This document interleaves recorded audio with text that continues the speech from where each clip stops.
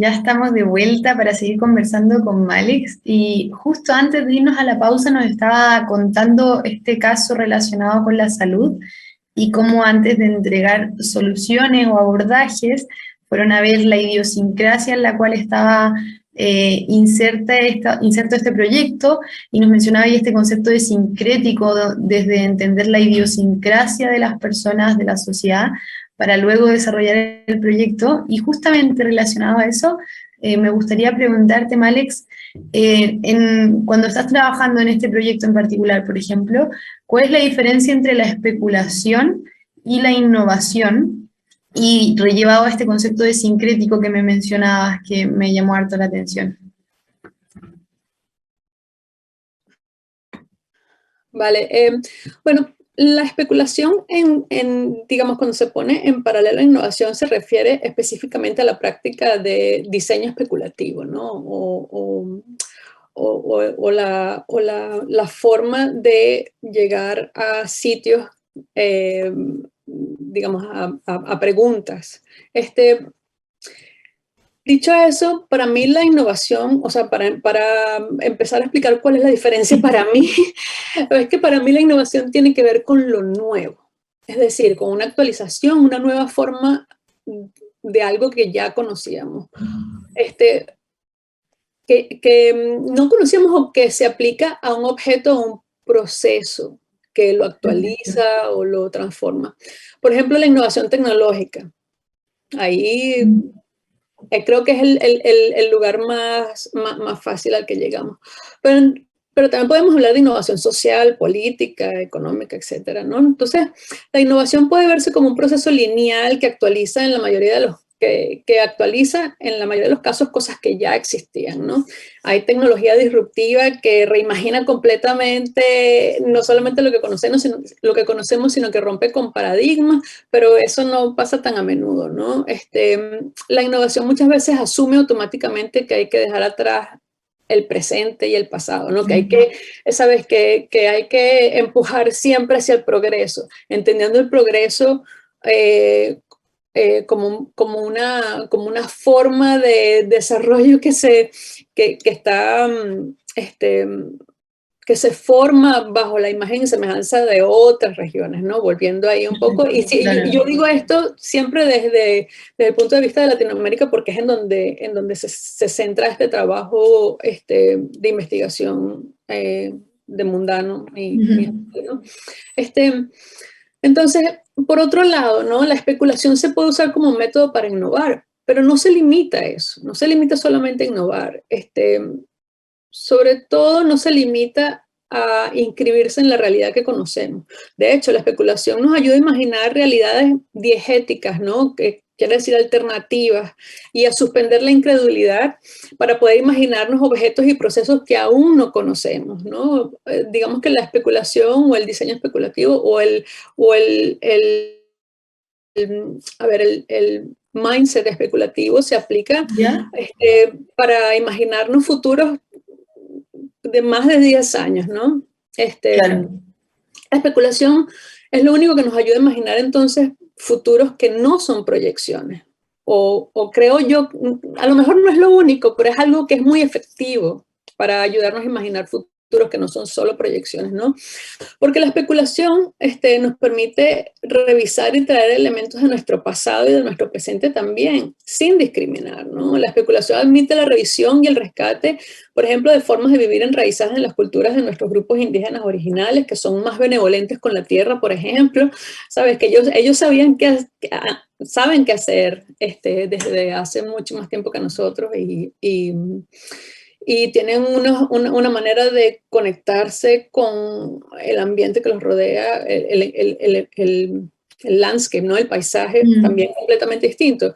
Y eso es solo un ejemplo para decir que el ejercicio de diseño especulativo o de imaginar escenarios especulativos o incluso productos especulativos es ese en el que uno arma un puente sobre la incredulidad y se permite traer referencias de cualquier parte, ¿no?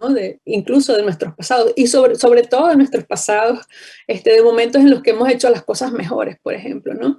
Entonces, a ese punto la especulación, digamos que trae consigo muchas otras licencias, ¿no?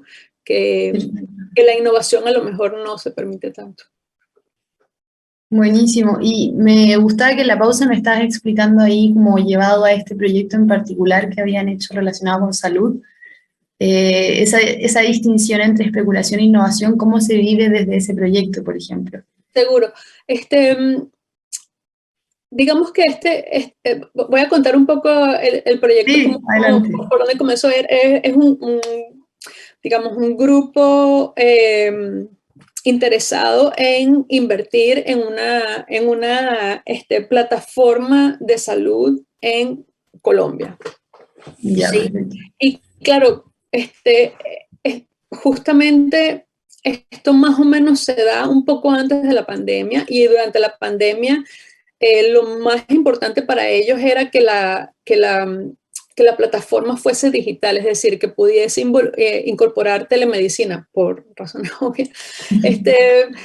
Pero resulta que la manera en la que nosotros habíamos, digamos, lo que nosotros le propusimos cuando al principio ellos nos dijeron, bueno, queremos hacer esto, fue, espera un momento, antes de hacer nada, antes de tratar de aplicar automáticamente un modelo que fue fantástico en Estados Unidos, vamos a ver qué pasa en Colombia, qué pasa con el sistema de salud en Colombia. Y nos dimos cuenta con este análisis cultural, por ejemplo, ¿Ya? y que incorporaba un poquito de etnografía, es decir, de trabajo de campo. Era muy fácil entender que el sistema de salud de Colombia está lleno de discriminación, en la que, por ejemplo, los estratos más bajos tienen acceso solo al sistema, digamos, del gobierno, es decir, al sistema público. Y una de las cosas que surgió de nuestra investigación es que cuando alguien se enferma de los estratos más bajos, inmediatamente piensa que va a entrar algo que ellos llaman, que se llama culturalmente, de hecho, es un gran finding, ¿no? Un gran insight, el camino de la muerte. Es decir, si te enfermas, directamente el camino de la muerte, a menos que tengas suficiente dinero, seas de un estrato más alto y puedas tener salud privada. Mucha gente que no tiene, o sea, debería poder decidir no tener salud privada, prefiere sacrificar cosas de la vida diaria o de, ¿sabes?, de cosas básicas incluso para poder estar seguro que puede protegerse del sistema de salud en vez de protegerse con el sistema de salud, Claro. cosa que es una cosa muy, muy loca. Todo esto para decir que con esa manera de entender el contexto, nos dimos cuenta que el camino de la muerte es algo real, era algo real en el contexto colombiano. Y que también es algo real, entonces, como te estaba contando, la conexión o la exploración de maneras alternativas de curarse, sobre todo maneras originarias, ¿no? Llámese medicina popular o más establecidas como estas cosas de medicina herbal o lo que sea, ¿no? Entonces ahí, digamos que la especulación fue muy importante, porque si nosotros hubiésemos seguido simplemente la proyección de, ok, vamos a ayudarte a darle forma a esta idea de una plataforma alternativa de salud, en donde te vas a tener consulta médica, farmacia, exámenes de laboratorio, probablemente hubiésemos ido directamente a la plataforma digital, probablemente replicando algo que ya existe, ¿no?, en otras partes. Aquí en realidad lo que hicimos fue darle la vuelta, sobre todo para entender, o sea, esa manera de entender el contexto y de hacer un ejercicio especulativo más que proyectivo, Claro. nos permitió conectarnos con estas formas alternativas de entender la salud, donde lo más importante era el acceso, digamos, muy fácil, porque hay un yerbatero o un curandero probablemente cada esquina, y son sitios, ¿sabes? Son pequeñas chiringuitos, ¿no? Kioscos, como los llames, en los que la gente simplemente entra y pregunta, ¿tienes un tiempito para mí? Sí, claro, ¿sabes? Esa cosa de que no había barreras por un lado, y además lo otro es que era, digamos, una manera de medicina en la que lo primero que había era empatía. De hecho, probablemente es lo más importante de ese tipo de medicina, la empatía, ¿no? La conexión, la parte más humana. Claro.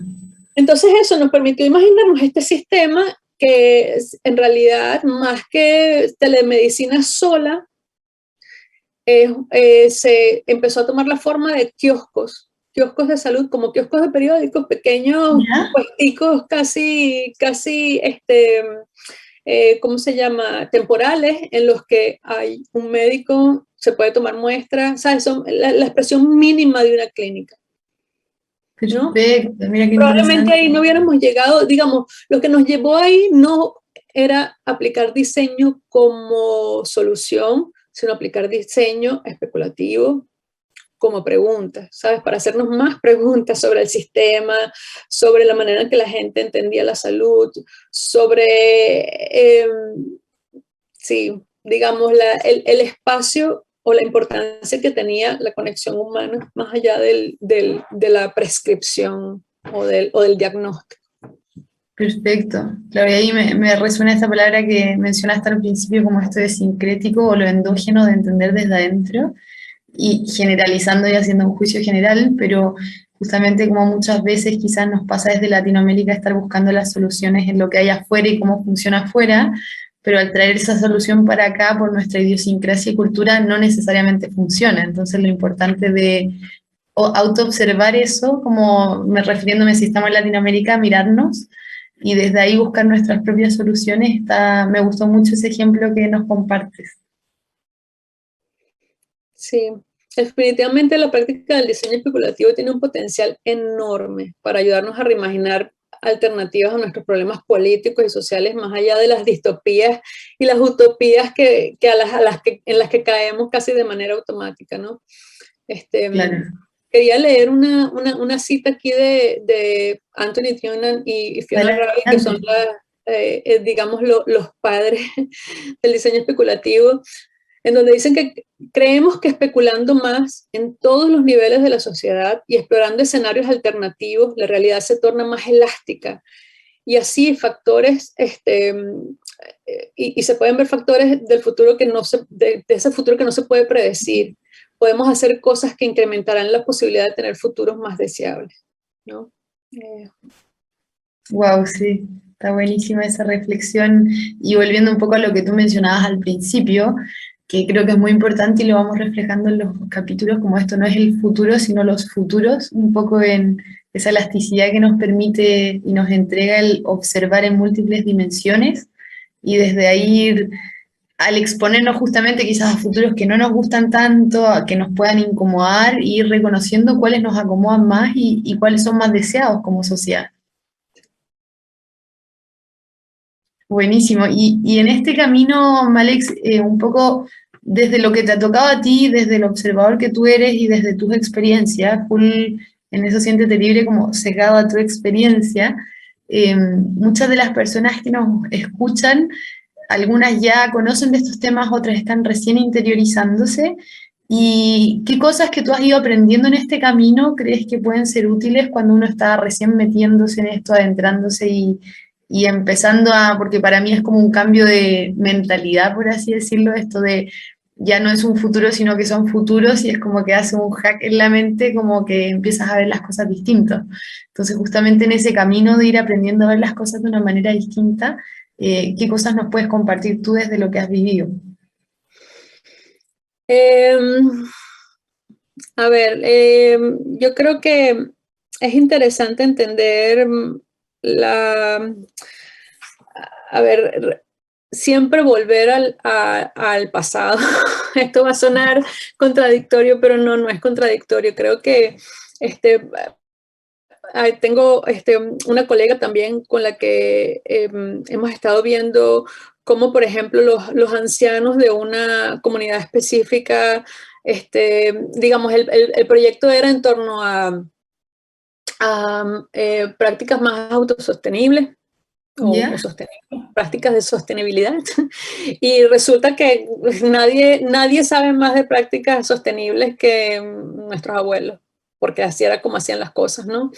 Por supuesto, la idea no es replicar lo mismo porque estamos en otro momento, porque evidentemente las cosas ya no son iguales, pero siempre es bueno mantener la referencia, ¿no? Entonces yo diría que una de mis recomendaciones es no solamente mirar hacia adelante, sino mirar el presente también, mirar el pasado.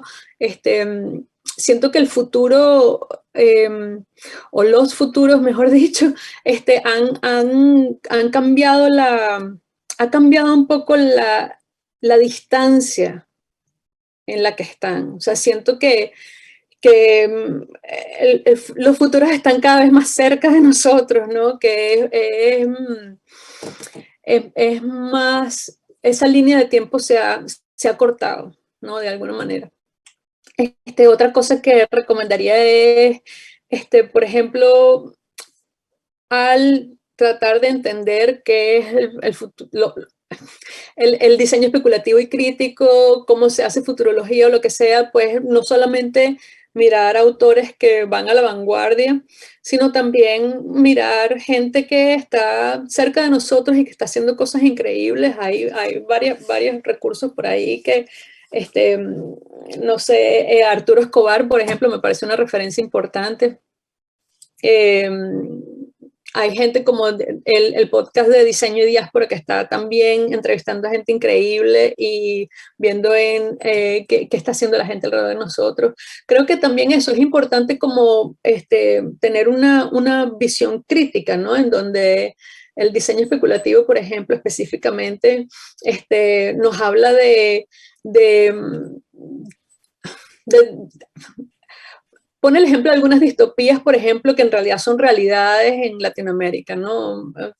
Una distopía posible, un evento, digamos, que está fuera de nuestra imaginación, es el colapso total de Internet. Bueno, hay ¿cómo se llama? La penetración de Internet en América Latina, habría que ver, ¿no? Es nuestro presente, ¿no? Esa especie, bueno, por supuesto no en las grandes ciudades, pero hay no se observa. Sí, exacto. Sí, entonces, es un buen punto ese. Sí, hay gente también como, por ejemplo, como Luisa Prado, y Pedro Vieira de Oliveira haciendo crítica al diseño especulativo que se hace, sabes, que está de punta, ¿no? Me las voy a anotar ahí. Sí. Genial. Ahí justo me caí un poco, entonces no pude escuchar todo, pero lo último que mencionabas a propósito de esto, como hay distopías que se pueden ver como que podrían estar en el futuro, pero en distintos lugares igual están ocurriendo en el presente. Me acordé que un tiempo estuve, cuando ocurrió todo lo de Afganistán, Sí. como un poco rayada leyendo esa parte de la historia y lo que les están viviendo ahora, y justamente hay esta distopía como de, se me olvidó el apellido de la escritora, pero de Margaret, que después hicieron esta serie de La Criada. Sí, que claro, es como, wow, una distopía, pero cuando ves la realidad de Afganistán es su realidad en el presente prácticamente, no igual, pero muy similar. Entonces justamente ese es un punto muy interesante, como muchos de los futuros que podemos explorar en otros lugares ya están ocurriendo y podemos aprender de eso también.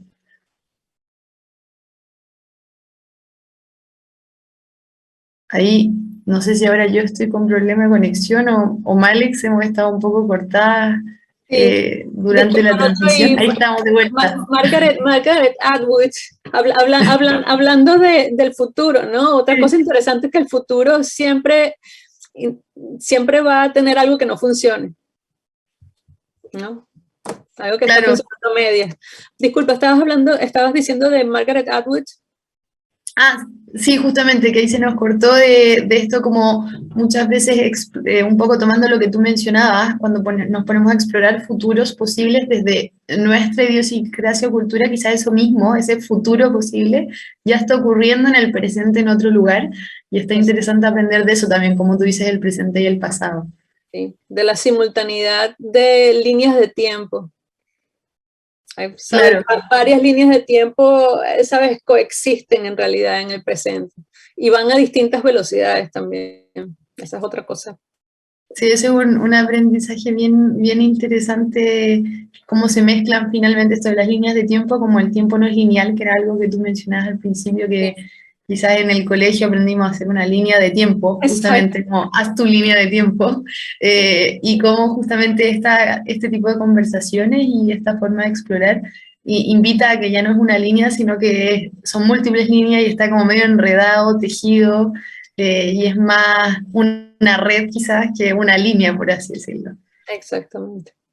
Hoy buenísimo, siempre me quedo corta con el programa, está muy interesante tu mirada, me ha encantado escucharte y conversar contigo, y de las experiencias que has tenido. Muchas gracias justamente por compartirnos esa experiencia práctica del proyecto que realizaron, que por lo menos a mí me sirvió harto para tangibilizar un poco esta conversación que nos mencionaba sobre el diseño especulativo, la semiótica, lo sincrético, así que muchas gracias por tu participación y que lo hayamos podido concretar finalmente. No, muchas gracias a ti, Bárbara. Fue un placer hablar contigo. Gracias. Buenísimo. Vamos a ir a una pequeña pausa musical y volvemos para el cierre. Conversaciones sobre innovación y tecnología para llevar a Latinoamérica al siguiente nivel. Nos conectamos cada martes y jueves a las 9 de la mañana en LATAM 2050 con Ángel Morales. Somos Divoxradio.com.